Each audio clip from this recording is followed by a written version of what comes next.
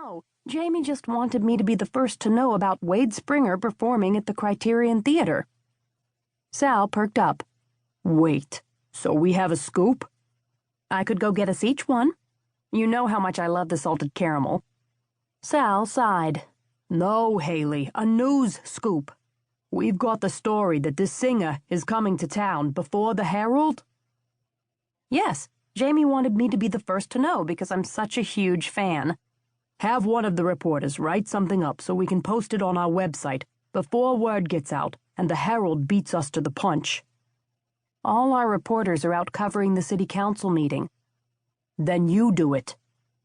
Hayley wasn't a reporter. She was just the office manager who wrote a regular cooking column called Island Food and Spirits, where she shared anything on her mind, along with a few tasty food and cocktail recipes.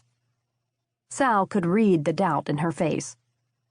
Just because you write about seafood casseroles and rhubarb pies doesn't make you any less of a journalist, and a journalist drops everything he or she is doing to alert the public to any breaking news. Got it, Hayley said as she began typing furiously. She noticed Sal heading for the door. Where are you going? I'm starving. I'm going to get some blueberry pancakes at Jordan's. Hayley raised an eyebrow, amused. Don't give me that look. I didn't say I was the one who has to drop everything. I'm the editor.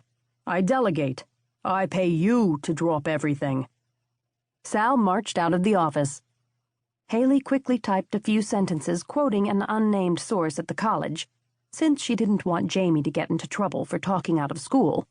Literally. And then posted the item on the paper's website. Within seconds, the office phone rang, and Hayley picked it up. Island Times, this is Hayley. There was loud screaming on the other end of the receiver, even louder than her own high-pitched shrieking earlier. Hayley knew exactly who it was. Hi, Liddy, she said, smiling. Is it true? Is he really coming? Yes, can you believe it? More screaming. From both of them. It was like when they were teenage girls and ran away from home together, taking a Greyhound bus to Boston to sneak into a Backstreet Boys concert. They had made it as far as Bangor, just an hour outside of town, before their parents had the bus pulled over and the cops dragged them home. Liddy was one of Hayley's closest friends. They had grown up together.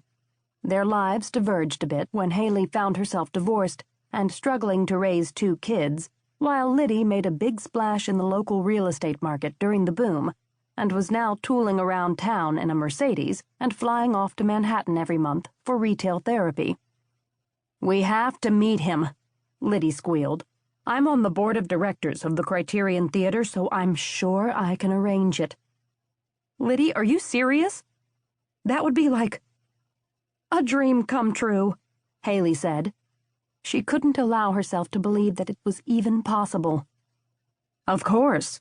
And now that he's divorced from that hillbilly, the one who can barely carry a tune, what's her name? Stacy Jo Stanton, Hayley offered. Actually, Stacy Jo was a successful country singer in her own right, but Liddy just couldn't bring herself to admit it. Right, her. Well, now Wade's available again. So he might be in the market for some female companionship while he's in town. And since you're dating Lex Bansfield, and I'm 100% single, that someone could be me. Liddy was right.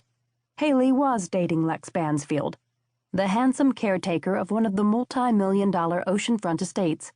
But she wasn't sure where that was going, or how serious it was, and she certainly didn't consider herself partnered at this point. But realistically, Hayley knew that neither she nor Liddy stood a chance of ever dating someone like Wade Springer. Liddy loved to get carried away sometimes. I had a dream the other night when I fell asleep listening to one of Wade's albums on my iPod, Liddy said, taking a long pause for dramatic effect. I dreamed that someone was spooning me from behind, and when I opened my eyes, I was wearing one of Wade's signature 10-gallon white cowboy hats, and he was snuggling against me, one strong arm pulling me into his buffed, furry chest, and in this deep voice he said,